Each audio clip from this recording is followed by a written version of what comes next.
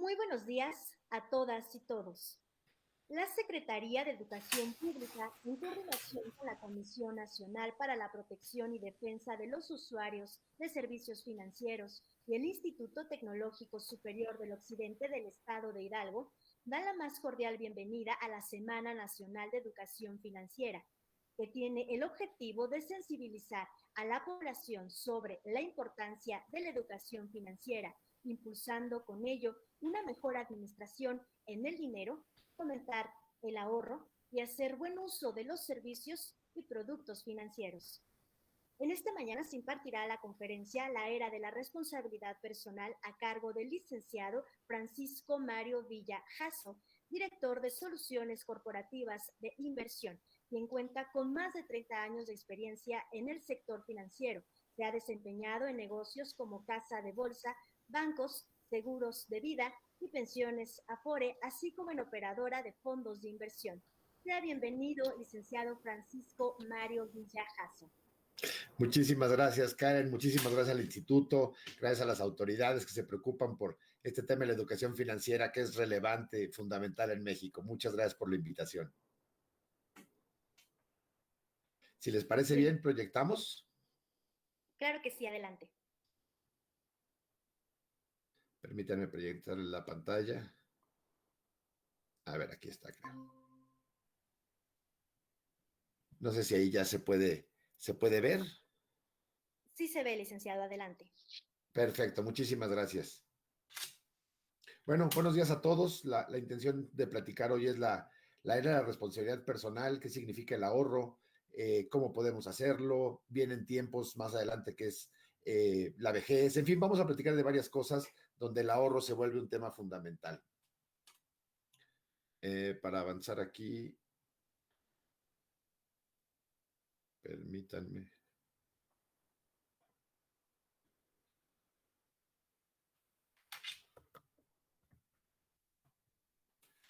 A ver. Creo que ahora sí ya se puede.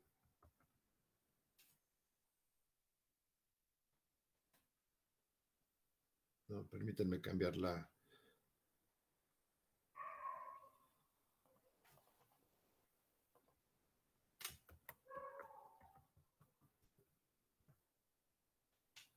A ver, denme un segundo.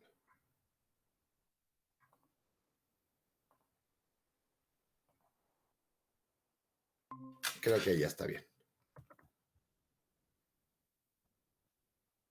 No sé por qué los controles no me permiten. Perdón, la falla técnica. Ahora sí ya. Ahí la ven bien, ¿verdad? Sí, perfecto. Correcto. Bueno, yo con lo que quisiera empezar es con algunas frases de Benjamin Franklin para sensibilizarnos un poco. Y una de ellas es que el camino hacia la riqueza depende fundamentalmente de dos palabras importantes, ¿no? Trabajo y ahorro. Y ambos quisiéramos, y todos quisiéramos contar con ellas y sabiendo que una puede ser consecuencia de la otra. Pero la otra frase que quiero compartir con ustedes y en donde quiero centrar un poco la plática es que mientras puedas, así nos decía Benjamin Franklin, ahorra para la vejez y la necesidad, porque el sol de la mañana no dura toda la vida. Y de esa parte de empezar a tiempo es de la que quiero platicarles. Vamos a hablar el día de hoy sobre los jóvenes. Vamos a dirigirnos hoy un poco a los jóvenes en estos temas de educación financiera. A todos no son útiles, pero los jóvenes tienen una oportunidad mayor a los que ya tenemos algunos años en esto, que es el tiempo, ¿no? Entonces, vamos empezando por hablar del ahorro en los millennials y platicar un poquito de los millennials, entendiendo millennials como la generación nacida entre el 81 y el 95. O sea, entiendo que hay algunas definiciones o algunos cambios en las fechas, pero vamos a pensar en estas personas entre los veintitantos y los 35 años, ¿no? Y para ello, Principal realizó en Estados Unidos un estudio, una investigación sobre los hábitos de ahorro. Entonces, vamos comenzando a ver en Estados Unidos cómo se comporta esto. Nos dice que 63% de los millennials reporta que comenzaron a ahorrar para su retiro más o menos por ahí de los 25 años o un poco antes, ¿no? Que ahorrar para el retiro compite con muchos otros puntos del presupuesto y es perfectamente entendible. Se está en una edad en donde algunos ya empiezan a tener una hipoteca o una renta, ¿no? La comida que nos baja prácticamente el 40% del presupuesto, el transporte, en fin, todos los gastos que tenemos, ¿no? vemos que el 83% de los millennials aprovechan al máximo las contribuciones que la empresa les hace cuando colaboran o están en una empresa que tiene un plan de pensiones o simplemente las aportaciones que hace la empresa a nuestro plan de retiro, ¿no? En nuestra Afore. Pero vemos que ahorrar lo suficiente es tan importante como empezar a ahorrar desde temprana edad. Y ahorita vamos a ver por qué. Estos jóvenes están muy bien informados, están conscientes de las necesidades que tienen, pero sus prioridades de corto plazo compiten con las de largo plazo. Y aquí lo entiendo, porque muchas veces decimos, oye, me voy a comprar el nuevo celular, por decir algo, ¿no? Que cuesta una cantidad importante, los celulares hoy ya son caros. En vez de decir, oye, me compro no el del último modelo, me compro uno o dos anteriores, pero la diferencia la puedo ahorrar para después. Y ahorita vamos a ver para qué podemos ahorrar, ¿no? Por otro lado, están comenzando una vida profesional donde lo que se espera es que su escala salarial vaya subiendo. Están también posiblemente ya empezando a crear una familia, ya es una edad en donde, bueno, cuando menos en mi generación, esa era una edad para casarse, empezar a tener hijos. Entiendo que hoy se van alargando un poco más los tiempos, pero bueno, ya empiezan a tener planeación. Pero ¿qué pasa? Tienen una fuerte preocupación por el presente y no por el futuro. Como les decía, no, mejor me compro el nuevo iPhone o el nuevo celular que está y el ahorro, pues ya tendré tiempo, hombre, estoy muy joven, ¿no? No estamos conscientes o no están conscientes que después de la vida laboral va a venir una etapa en donde por la expectativa que se tiene hoy de vida, se van a vivir unos 20 años o más. Nada más que después de esa etapa laboral ya no voy a tener ingresos o ya no voy a tener la misma fuerza para trabajar y posiblemente mi ingreso no sea igual de remunerado. Pero sí, la buena noticia es que vamos a vivir 20 años o más en esta generación. La mala es que hay que ver cómo nos vamos a mantener todo ese tiempo, ¿no? La aportación a los sistemas como la FORE lo hace muy bien las Afores, sin embargo no va a ser suficiente y ahorita vamos a ver algunos números. Y por consecuencia, podríamos no tener lo suficiente para tener una vida más relajada a esas edades. ¿Qué otras características tienen los millennials ya visto en México? La gran ventaja es que tienen una información al momento, conocen toda la parte de la innovación tecnológica, están constantemente en los celulares y no hay noticia que salga en cualquier parte del mundo que no la vean de inmediato en sus dispositivos. Han desarrollado una conciencia temprana, tienen un tema importante por el entorno y por el medio ambiente. Ya inclusive vemos a muchos de ellos que no quieren usar sus transportes, que buscan un empleo cerca de sus casas. En fin, hay una preocupación por ello. El tiempo, están en la etapa temprana laboral, justo donde todos hubiéramos querido empezar con un ahorro. Y en cuanto a adaptación, tienen hambre de aprender y combinar las teorías que se tienen con todo lo nuevo que va saliendo. Estas ventajas nos pueden ayudar para los objetivos que deseamos de largo plazo, ¿no? En un panorama en general en México sobre el ahorro, vamos a ver qué es lo que se encontró. Bueno, primero, que México es el tercer lugar de las naciones de Latinoamérica que menos ahorramos, solo detrás de Argentina y Venezuela. Una de las razones por las que no se ahorra es porque estamos pagando deudas. El 40% de la generación que decíamos que tiene hoy entre 25 y 35 años ya ha contraído deudas. Y eso es normal. A lo mejor una hipoteca, a lo mejor un auto, a lo mejor dinero para financiar algún proyecto, pero esas deudas nos empiezan a consumir. Pero vamos a ver de los que sí ahorran, ¿para qué ahorran? Y vemos que el 42% de ellos ahorran para un tema de reservas. No sé exactamente todavía para qué lo voy a utilizar, pero voy a guardar un dinerito por si las dudas. Otra parte invierte, ahorra para educación. A lo mejor quiero hacer una maestría, ya mis papás ya no me la van a pagar, entonces yo tendría que estarme financiando el complemento de mi educación, ¿no? También imprevistos, arreglar el hogar, viajes y comprar una casa, solo el 6%. Ahora, vamos a ver en el entorno general, si vemos que también entre hombres y mujeres hay una diferencia, vamos a ver cuál es esa diferencia. Por ejemplo, para hombres, vemos que el 55% de los hombres sí tienen algún ahorro en general, ¿no? Y solo el 40% de ellos están ahorrando para el retiro. En el caso de las mujeres, el número es un poquito más complicado. El 48% tienen algún ahorro y solo el 28% están pensando en temas de ahorro para el retiro. ¿De qué depende que ahorremos? Y lo que nos responden, según una encuesta de Amafore, es pues de mis ingresos, ¿no? Depende de qué ingresos tenga para ver si ahorro. Y aquí pues podemos caer en un tema en donde pues siempre que tengo un incremento salarial veo cómo gastarlo, ¿no? Y entonces ya no es tanto que sean mis ingresos, sino siempre voy a tender a gastar lo que tenga, ¿no? En los gastos claramente es un porcentaje importante y por otras razones no ahorro. Pero para reflexionar quisiera ver estas frases. Si decimos que el tiempo es la divisa de la vida y es la única divisa que tenemos realmente y solo tú puedes determinar cómo será gastada, es curioso, y sé cuidadoso y no permitas que otras personas la gasten por ti. El tiempo.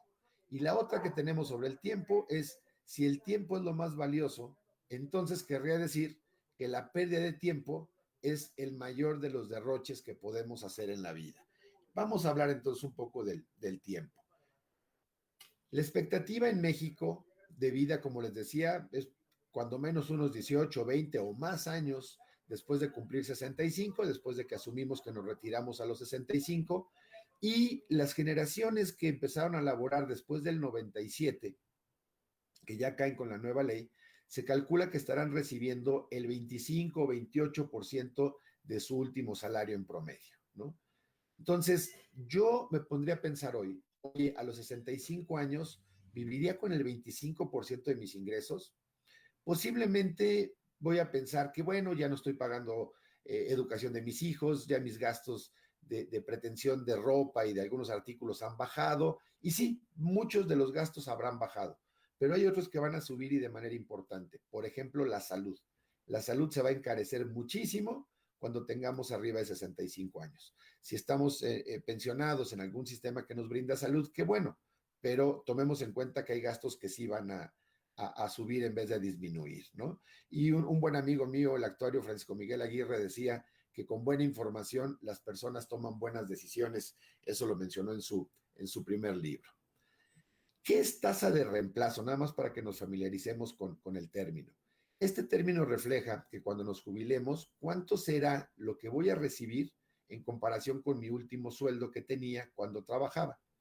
Recordemos que en México la contribución hasta hoy, aunque se acaba de modificar la ley, es del 6.5%, de los cuales el trabajador solo ahorra el 1.125. Entonces, cuando uno dice, hoy estoy ahorrando el 6,5% para mi retiro, sí es cierto, pero si lo considero como cuánto dinero sale de mi bolsa, es solo el 1.125.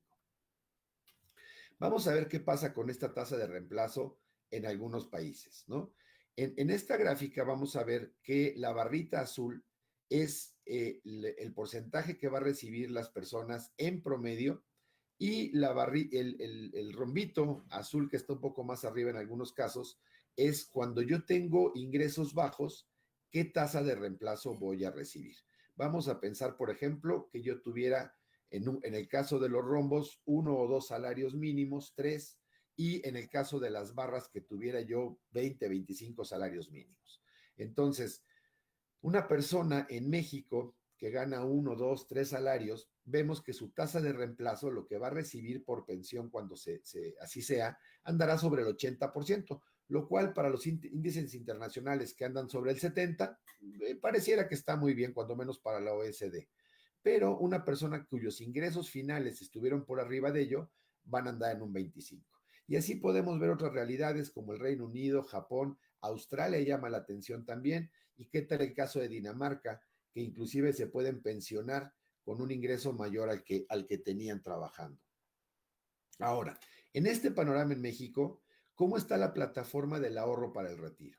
Bueno, tenemos un sistema de ahorro para el retiro obligatorio, vamos a pensar en el tema de las AFORES, donde mi patrón aporta y una dependencia me pensionará.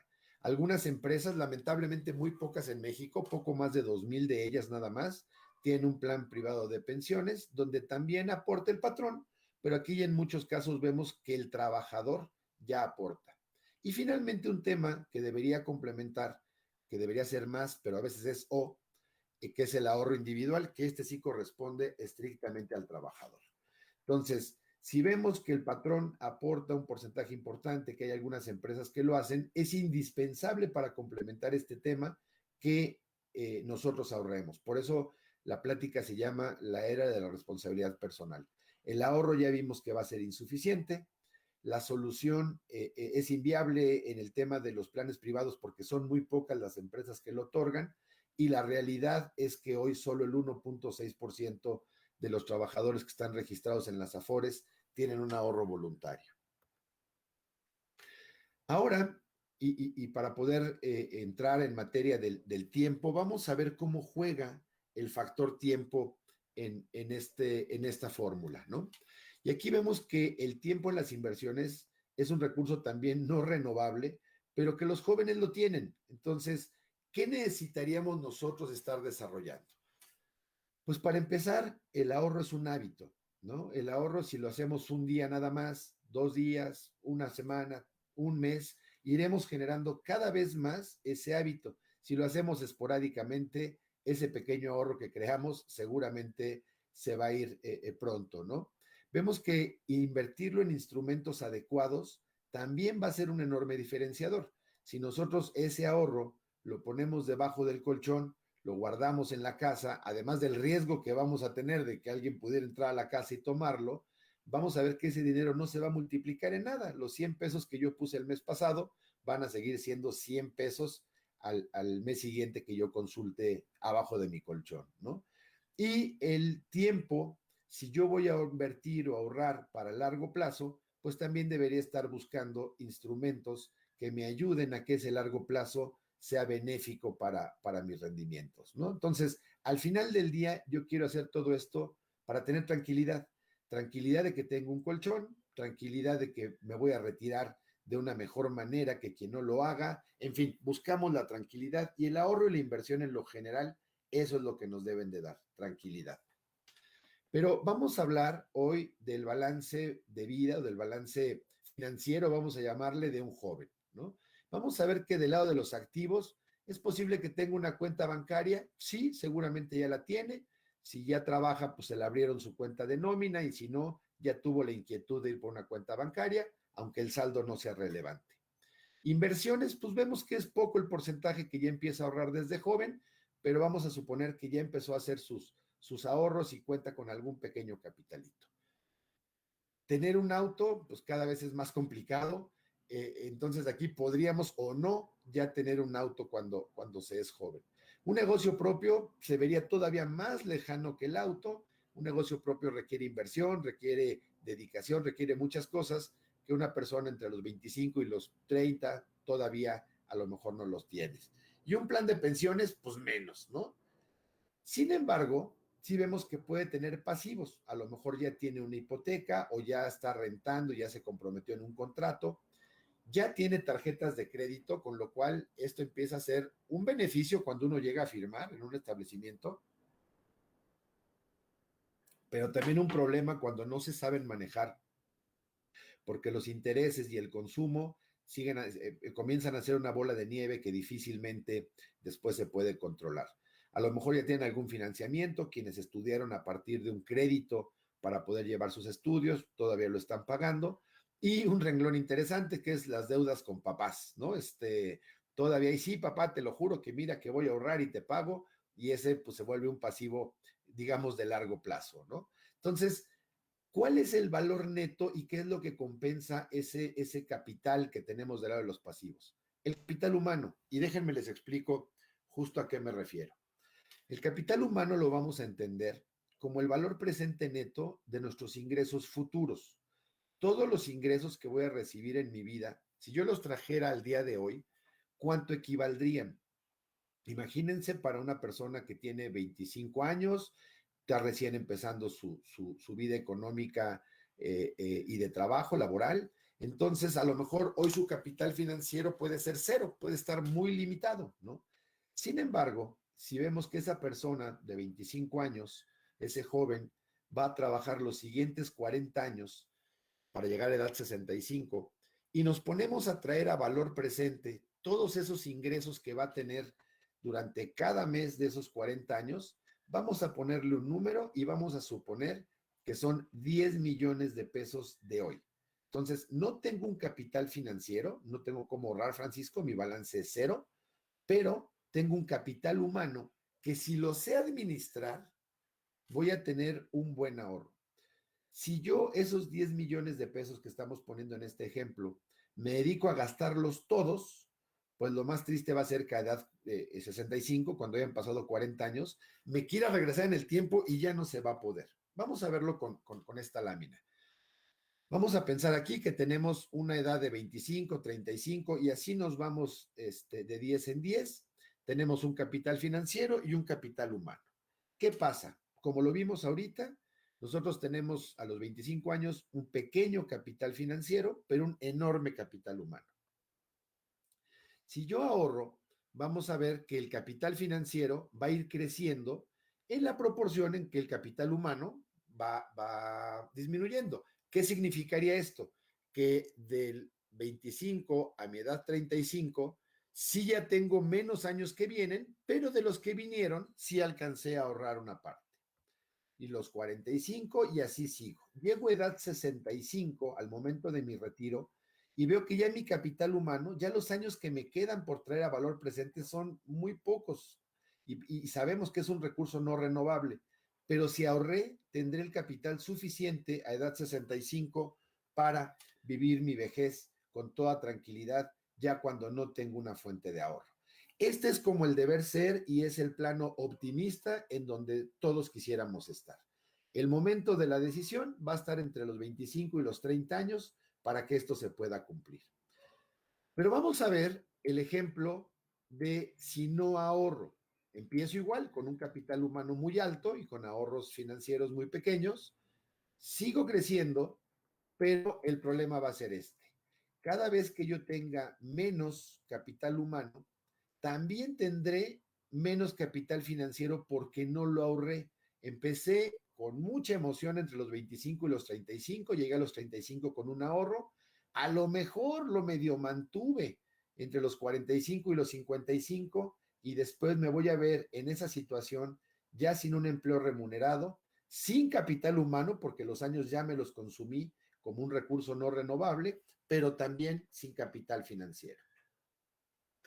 Esta tabla, ya yéndonos un poquito más hacia el tema del retiro, nos dice esta tablita que si yo quiero pensionarme con el 70% de mis ingresos, que decíamos que es el número que nos da la OCDE, ¿cuánto debería yo estar ahorrando o por cuánto tiempo para que yo lo tenga? ¿No? Entonces, vamos a ver el ejemplo que está en verde para tener el 70% de como tasa de reemplazo, del 70% de mi último ingreso cuando me retire, y lo hago durante 40 años, que es el rectángulo verde que está en la parte inferior de la primera columna. Busco en la tabla qué porcentaje debería yo de ahorrar. Y lo que me encuentro es que es un 13% de mis ingresos. Entonces, bueno, ya hoy, insisto, la ley acaba de cambiar y en el futuro se ahorrará más en las Afores. Pero pensando en que hoy es el 6.5% lo que se ahorra, entonces, bueno, ya el sistema me ayuda con la mitad de lo que yo tengo que ahorrar. Si de forma voluntaria yo ahorro aparte en una inversión otro 6.5% de mi sueldo, pues sí, voy a llegar a edad 65 con recursos suficientes para pensionarme con el 70% de mi último ingreso. Pero vamos a suponer que dices, no, espérate, Francisco, dame 10 años más, mira, empiezo a ahorrar a los 35, ahorita tengo muchas pachangas, muchas salidas con mis amigos, la novia ya me pide cosas, voy a esperarme 10 años más, ¿no? Y entonces ahorro solo durante 30 años. ¿Cuánto debería de ahorrar para tener el mismo 70%? Lo vemos en las partes subrayadas con amarillo. Esos 30 años yo tendría que ahorrar el 21% de mis ingresos para que al llegar a edad 65 tuviera el 70%. Y por último, si solo ahorré por 20 años, porque dije, no, bueno, pues ya ahora ya no tengo novia, ya es esposa, ya tengo hijos, y entonces, no, voy a postergar mi ahorro otros 10 años más. Y solo ahorro los últimos 20, es decir, empiezo a edad 45. Yo para cumplir el mismo objetivo tendría que ahorrar el 37%. Y ahorrar el 37%, por muchas ganas que tengamos y por muy buen ingreso que tengamos, ya suena como una misión que prácticamente imposible, ¿no? Y así nos seguiríamos moviendo en la tabla, porque lo que nos va a pasar es que como es muy probable que no pueda ni con el 21 ni con el 37%, lo que voy a tener que hacer es moverme en las columnas del 70% hacia la izquierda y entonces voy a ver que, pues mira, ahorré solo los últimos 20 años y solo pude ahorrar el 5% o el 11% de mi ingreso, bueno, entonces tu tasa de reemplazo andará en los veintitantos por cientos que decíamos, ¿no? Entonces, yo creo que aquí nos hace mucho sentido el ver qué impacto tiene el tiempo en los metas de ahorro que yo tenga. Entonces, si el tiempo es un factor, y por lo que vimos aquí, si el objetivo fuera cotizar por 20, 30 o 40 años, necesitaríamos ahorrar los porcentajes que ya vimos, que el 13%, quitando el Afore, dejando el 6,5% que nos quedaría, todavía suena como posible, y los demás porcentajes se van haciendo cada vez más complicados si así fuera nuestra necesidad. Vamos a ver ahora ejemplos de este ahorro, tanto en la parte regulatoria como en la parte voluntaria. Y vamos a traer un supuesto en la FORE. Vamos a pensar en una persona cuyo sueldo inicial el día de hoy es de 10,000 pesos. El ahorro que tiene, porque así lo aporta el patrón del 6,5, serían 650 pesos. El aporte dentro de esos 650 que hace el trabajador es solo de 113 pesos y empieza a edad 25, es decir, va a ahorrar los 40 años, ¿no? Vamos a pensar en un rendimiento anual promedio del 6%, una inflación del 3%, como es la meta de Banco de México, de Banco de México, un incremento salarial que en promedio sea del 4%, es decir, yo cada año de mi patrón recibo un incremento que es ligeramente superior a la inflación, en términos reales, pues. Esta persona, si todo esto se cumple, cuando llegue a la edad 65, su sueldo sería equivalente a 48,000 pesos, partiendo de los 10 con los que empezó y el incremento del 4% anual. Y con estos datos fuimos haciendo ese ahorro que se va viendo en la lámina que está a la derecha, donde la zona naranja es la suma de las aportaciones que va haciendo a la FORE, el patrón, el 6,5%, y la zona azul es los intereses que esto va dejando. Total, la zona sombreada es el recurso que alcanzamos. Entonces, si yo aporto por 40 años, mis aportaciones suman 743,000 pesos, pero los intereses de todo ese tiempo sumarían 1,540,000 pesos, con lo cual yo tendría 2,28 millones de pesos al finalizar, cuando llego yo a edad 65 y me puedo retirar. Con esto uno puede hacer retiros programados en su Afore, uno puede comprar una renta vitalicia que lo mantenga el resto de sus días, en fin, ya se tiene un capital para tomar una decisión. Pero lo primero que quisiera resaltarles del ejercicio es que los intereses me dieron el doble de lo que yo aporté. ¿Por qué? Porque estuvieron por tanto tiempo ahí y ahorita vamos a ver un poco más el efecto del tiempo. En este mismo ejemplo y con los mismos supuestos, me dicen, oye, pero ¿sabes qué, Francisco? Yo en mi vida laboral, pues a veces no me voy a quedar sin empleo, entonces a lo mejor va a llegar un momento en que yo por unos 5 años no cotice. Entonces, voy a estar, sí, los 40 años que quiero, pero pues, mi cotización va a estar interrumpida por 5 años, ¿no? Y otra vez, insisto, esto es sin el escenario en el cambio de la ley. Entonces vemos que la diferencia de ahorrar 5 años menos habrá traído un costo para nosotros de 620,000 pesos, ¿no? O mostrado en la gráfica ya con el efecto de los intereses, 454,000 pesos. Con lo cual es casi medio millón, o sea, 5 años de decir, no aporto, porque a lo mejor pues me quedé sin empleo, pero me fui al sector informal y aquí me pagan y aquí no me descuentan cuotas y aquí me dan todo en efectivo. Bueno, pues está bien, a veces es lo que se puede, pero si yo tuviera que escoger, me voy a dar cuenta que mi decisión al final de esos años me habrá costado medio millón de pesos. Ahora, vamos a ver el mismo ejemplo, pero con ahorro voluntario.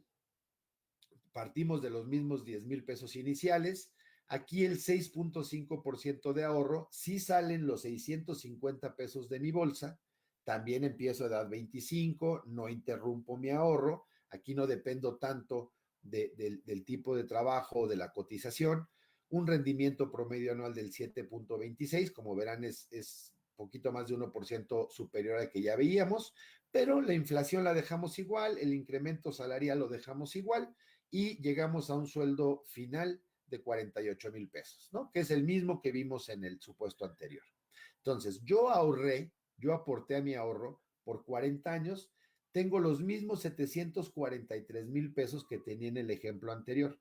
Sin embargo, mis intereses ya no son de 1.8, ya son de 2.3 millones. Esto se explica porque el interés que le pusimos a esta tabla es ligeramente superior que el que habíamos visto en el ejemplo de las Afores. Con lo que al final de mis 65 años, de estos 40 años que yo ahorré, voy a tener 3 millones de pesos. Vamos a ver ahora sí qué va pasando al combinar los efectos de los intereses con los del tiempo. Y en esta misma lámina, que si te recuerdan estaba en esta gráfica que estaba en la lámina anterior del lado derecho, lo único que empezamos a analizar son los tiempos. Y lo primero que nos encontramos es que en el año 12, donde está la raya verde un poco más clara, ya nuestro interés anual que nos da es mayor a la cantidad que yo aporto. Es decir, yo a lo mejor me podría desesperar porque cuando empiezo mi ahorro en los primeros meses veo que mis intereses son muy chiquitos. Sin embargo, ya para cuando pasa tiempo y esos ahorros acumulados llegan al año 12, ya los intereses que me da son mayores que mis aportaciones. Y esto es un poco a lo que coloquialmente se le llama deja que el dinero trabaje por ti. Ya en el año 12 ya me da lo mismo intereses que mis aportaciones. Pero no nos quedemos ahí porque este ejemplo, como ustedes se darán cuenta, tiene una proyección con una tendencia mucho más alta que la de las aportaciones. Si llegamos al año 20, veremos que los intereses anuales ya duplican lo que yo estoy aportando. Es decir, ya en mi aporte anual hay 3 veces lo que yo estaba en mi plan aportar. Una la que yo pongo y 2 más lo que me dan mis intereses. Y si continuamos con esa misma tendencia, veremos que para el año 40, los intereses del año son casi 6 veces el importe de mi aportación en ese año. Con lo cual se puede notar a simple vista, sin mayores cálculos, una enorme diferencia entre la zona azul y la zona naranja. Por eso les decía que esto es un poco lo que llamamos que dejes que el dinero trabaje para ti y tú trabajas para el dinero en la parte de tu aportación, pero en la parte que llega a ser casi 6 veces el mismo tamaño, es la parte que el dinero y el tiempo trabajan para ti. Entonces, vamos a ver cuánto nos cuestan nuestras decisiones. Si yo ahorro por 40 años, tengo los 3 millones que decíamos. Si ahorro por 30 años, es decir, pateé 10 años el balón, como lo recordarán, mi decisión me habrá costado 1,169,000 pesos al final de mi vida laboral, a edad 65. Oye, es que ya estoy en los 65 años y me encantaría tener 1,000,000 de pesos más de lo que tengo. Pues sí, pero eso lo debiste haber pensado hace 30 o hace 20 o hace 40 años. Si yo solo ahorré los 20 años, alcancé a ahorrar 1,000,000 de pesos, mi decisión de haber postergado el ahorro me costó 2 millones de pesos. Entonces, cuando decimos que esta plática se llama la era de la responsabilidad personal, vemos que las decisiones tienen un costo y lamentablemente ese costo llega a ser considerablemente más alto que el que nos imaginaríamos. Hoy simplemente dijimos, no, hombre, pues me espero unos años más, no pasa nada, estoy empezando a ganar más, estoy formando mi familia, estoy haciendo esto, lo otro, aquello. No, está bien, tu decisión es correcta si solo piensas en el hoy. Pero si vamos a pensar a largo plazo, esa decisión nos puede costar 1 o 2 millones de pesos, ¿no? Si hoy le dijéramos a alguien, oye, ¿qué estarías dispuesto a hacer o a chambear o qué harías por 1 o por 2 millones de pesos? Estoy seguro que más de uno nos pararíamos de cabeza con tal de conseguirlo. Y mira, siempre ha estado en nuestras manos, nada más nunca nos dimos a la tarea de conocerlo. Y a lo mejor nosotros como instituciones financieras o el mercado como tal, tampoco nos dimos a la tarea de explicarlo a tiempo. A mí me hubiera encantado, yo hoy tengo 54 años, A mí me hubiera encantado que alguien me explicara esto cuando tenía 22 años que empecé mi vida laboral formal, ¿no? Porque hoy tendría una decisión de 2 o de 1 millón de pesos adicionales.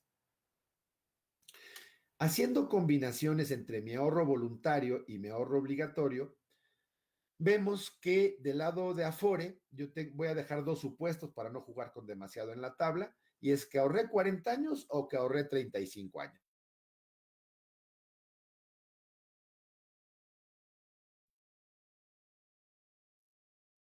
Si ahorré 40, 30 o 20 años, tendría 3 millones, casi 2 y 1, según lo acabamos de ver en las láminas. Entonces, vamos a ver qué nos arrojan algunas posibles combinaciones. Si yo tomo la opción A del cuadro de la izquierda que dice Afore, es decir, ahorrar por 40 años, y tomo la opción 1 del cuadro de la derecha, que es el ahorro voluntario, yo tendré 5.3 millones de pesos al final de mi vida laboral. Es decir, casi triplico mi saldo de lo que hubiera tenido solo en mi ahorro en la Afore. Si agarro el escenario 2, que es si estuve 5 años en la informalidad y solo ahorré 30 años, ya vemos que ahí baja a 3.7 millones. Si además coticé por 35 años, pero solo ahorré voluntariamente 3 años, llego a 2 millones, y si no ahorré nada voluntariamente y solo tuve lo de mi Afore, llego a 1.8 millones, porque no tuve ahorro voluntario. Entonces, fíjense el costo que tiene el dinero en el tiempo, el hábito del ahorro y hacer una buena inversión. La realidad en una vejez de estar con 1.8 millones y estar con 5.3 es abismal la calidad de vida que podemos tener. Y no necesariamente porque a la edad 65 nosotros vayamos a recibir esta cantidad de dinero cash, sino que de esta cantidad la tenemos que repartir en la buena noticia que les daba al principio de que vamos a vivir 20 o más años después del retiro.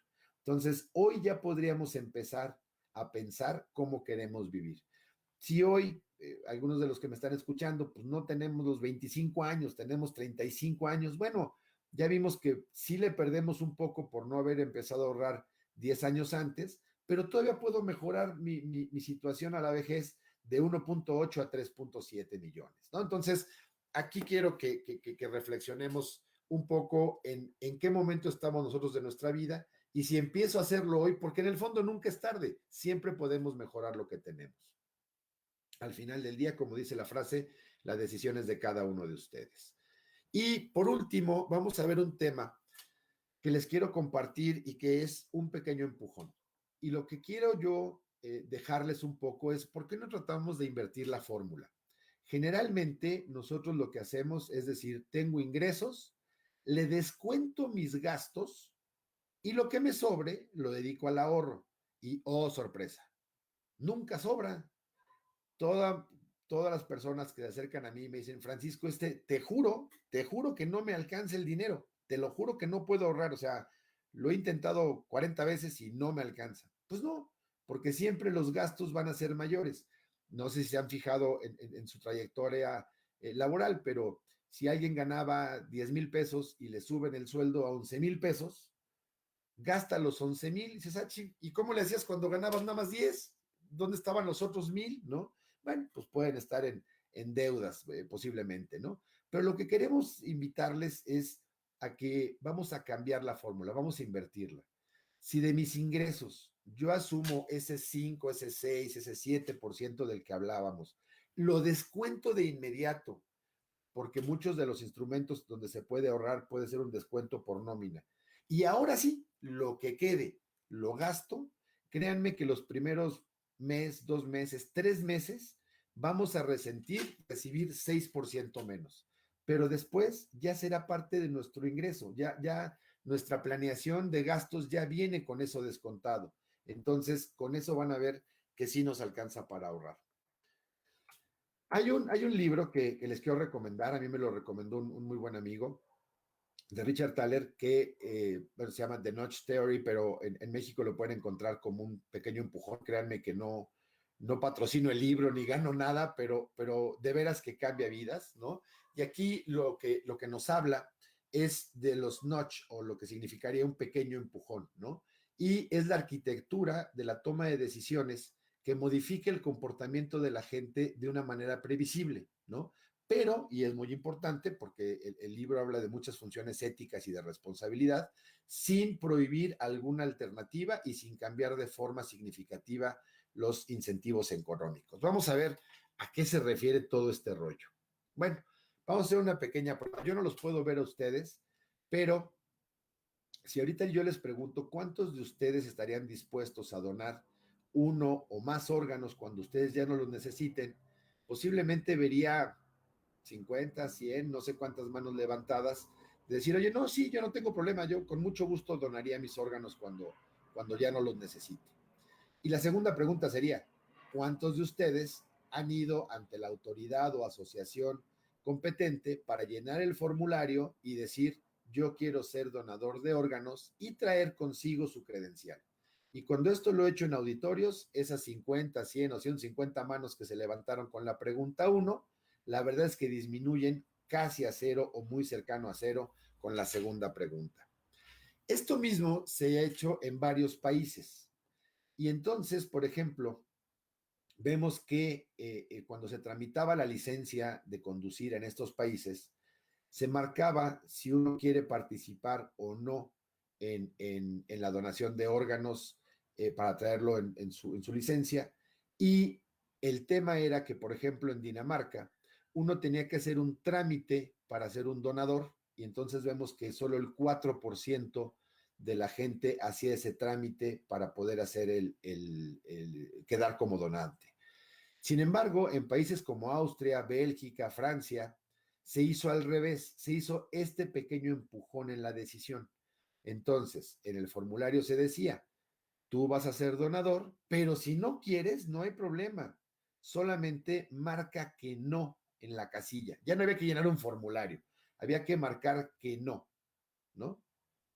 Y el cambio en el porcentaje de los donantes es muchísimo. Es decir, nosotros si tenemos que hacer algún trámite, algún esfuerzo adicional, aunque tengamos las ganas, luego por tiempo, por desidia, por lo que sea, no lo vamos a hacer. Pero si en automático a mí me afilian a algo que no me molesta, vemos que tampoco vamos a hacer el esfuerzo por ir a decir que no. Entonces, justo el secreto está en cómo planteamos las cosas y cómo nos las planteamos a nosotros mismos. Por eso les decía que al invertir la fórmula, ya estás descontando esa decisión de ahorrar y en poco tiempo te vas a acostumbrar a ella. Si lo que tenemos que hacer es distinto, es restar de mis gastos y decir, bueno, este café del Starbucks ya no me lo tomo hoy porque es mi ahorro, eso es lo que no funciona y nunca nos va a funcionar de esa manera. Seguramente muchos de ustedes lo han intentado. Nuestras percepciones y decisiones dependen del modo en que se organizan ante nosotros esas decisiones, ¿no? Y qué opciones tenemos. Por ello les decía, descontar el ahorro al inicio, ya no tenemos que hacer una decisión diferente, ya está organizada para que tengamos éxito. De alguna manera todos somos arquitectos de las decisiones que tomamos y nosotros podemos hacer la transmisión de estos conocimientos. ¿Con qué quiero cerrar? Porque estamos llegando prácticamente a los 45 minutos de la plática, pero sí me gustaría que se llevaran algunas cosas que ojalá les haya podido transmitir, cuando menos créanme que esa es mi mayor intención. Una, tener el ahorro como un hábito sano, o sea, entender que es hábito, que es sano y entonces buscar cuál es el mejor mecanismo para tenerlo. Dos, ponerle nombre y apellido. Cuando uno empieza a ahorrar y dice, voy a ahorrar, y guarda 500 pesos, 1000 pesos, 1500 pesos, y en eso se le atraviesa una fiesta, los 1500 pesos van a ir para esa fiesta. Si yo le pongo un nombre y un apellido, es decir, ¿para qué lo quiero y cuándo lo voy a usar? Yo lo quiero porque me muero por conocer el país que ustedes quieran o la ciudad que ustedes quieran. Y lo quiero hacer en 2 años. Y empiezo a ahorrar para ello. Y entonces yo digo, quiero ir a Dinamarca, que eran los países que estábamos poniendo en el ejemplo anterior, y quiero irme en 3 años.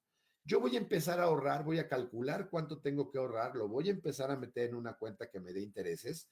Y cuando yo esté tentado por una compra de impulso a tocar ese dinero, yo voy a pensar, híjole, pero si lo toco ya no voy a completar mi viaje que tantas ganas quería hacer a Dinamarca en 2 años más. Y ahí cuando menos nos vamos a detener un momento para decir, híjole, esa compra sí valía la pena o no. No, yo creo que puede esperar porque mi viaje de veras lo deseo. Y pongo un viaje, pero podría ser cualquier cosa, incluyendo el retiro, ¿no?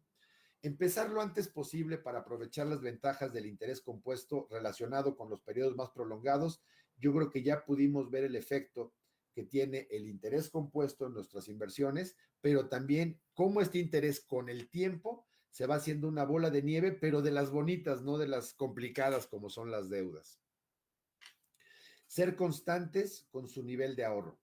Si ya dijimos para qué lo quiero y para cuándo lo quiero y cuánto es lo que necesito ahorrar, ya dispongámoslo como eso. Y les decía hace rato, ya quitemos de nuestra mente esa parte del ingreso y dispongamos ser constantes. Si encontramos, como les decía, un mecanismo que nos descuente por nómina, que lo tome de mi cuenta para irse a una inversión, es mucho mejor. Ya vimos también con el tema del notch, que si yo tengo que hacer algo para moverme y hacer el ahorro, y mire, puede ser algo tan sencillo como, ok, yo cada quincena voy a hacer una transferencia de mi 6.5% a mi cuenta de ahorro.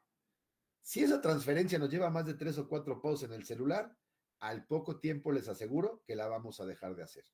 Vamos utilizando los medios que tenemos en el sector financiero para hacer automático estas funciones y convertirlas en un hábito. Aprovechar los beneficios fiscales. Este es un tema del que ya no pudimos hablar hoy porque es un tema un poquito más largo, pero hay buenos beneficios fiscales dirigidos al ahorro de largo plazo. Tenemos instrumentos, por ejemplo, en la compañía tenemos instrumentos como los PPRs, que es un plan privado de retiro, en donde esto se puede deducir cada año de nuestros impuestos y entonces la Secretaría de Hacienda, por medio del SAT, hagan de cuenta que está colaborando con nosotros para ese ahorro por la parte que nos regresa de esa deducción. Hay la aportación voluntaria o de largo plazo en la FORE, que también es deducible. Entonces, vemos que además de los intereses que nos da nuestro dinero por ahorrarlo para un plan de largo plazo como es el retiro, además el propio SAT nos puede estar regresando dinero por ello para incrementar aún más nuestro ahorro. Saquemos todos los beneficios y todas las ventajas que tengamos. Lo peor de cuando existe un beneficio es no conocerlo, porque no lo tomamos. Cuando gusten dejaremos nuestros datos o acérquense a cualquier contador, cualquier persona que conozca. En la página del SAT hay muchísima ayuda y van a ver cuánto puede ahorrar esta deducibilidad a nuestros objetivos de inversión. Y bueno, buscar un asesor. La verdad es que también nos confiamos mucho y luego en nuestro entorno nos quiere ayudar con la mejor de las intenciones, pero ¿qué es lo que nos acerca? Una tanda. Oye, pues sí, las tandas son padres, son divertidas, pero tienen un altísimo riesgo, ¿no? Se peló la vecina, ya no completó, el vecino de enfrente es el que nunca da y entonces está incompleta. No es un mecanismo confiable, hay mecanismos financieros mucho más confiables para ello. Y en la institución y en todas las instituciones financieras tenemos asesores que les pueden hacer este plan de ahorro, dar instrumentos correctos, mostrarles los intereses que puede ganar ese plan de ahorro y los van a aconsejar y seguramente les van a ayudar con las inquietudes que tengan. Nosotros en Principal, por favor, estamos abiertos a atenderles en cualquier momento sin que sea comercial, sino parte de esta educación financiera. Con esto estamos terminando prácticamente en tiempo. Yo les agradezco muchísimo la atención que prestaron. De verdad espero que lo que les haya podido transmitir se quede, aunque sea un poquito ahí, para que se genere este hábito de ahorro y podamos de veras tener un mejor futuro de corto, de mediano y de largo plazo. Mi abuelo decía que no hay mejor amigo que un peso en la bolsa y créanme que pasados los años uno lo entiende y así lo asimila. Entonces, con eso estoy llegando al final de la presentación. Creo que vamos a abrir un espacio para preguntas y respuestas que me encantaría poder tratar de atender lo que ustedes tengan como dudas. Muchas gracias, licenciado Francisco Villajaso, director de Soluciones Corporativas de Inversión. Le agradecemos por esta plática sumamente amena e interesante. Le agradecemos por todos los consejos que seguramente serán de mucha ayuda para las y los jóvenes, así como para toda la comunidad de nuestra institución. En este momento no tenemos alguna pregunta como tal, pero por supuesto tenemos muchas felicitaciones. Agradecen a usted por sus buenos consejos, que lo comentábamos, nos ayudará para fomentar este hábito tan importante del ahorro. En nombre de la Secretaría de Educación Pública, de la CONDUCEF y del Instituto Tecnológico Superior del Occidente del Estado de Hidalgo, le agradecemos, licenciado Francisco Villajaso, por esta plática brindada denominada La Era de la Responsabilidad Personal. Muchísimas gracias. Gracias a ustedes, que estén muy bien.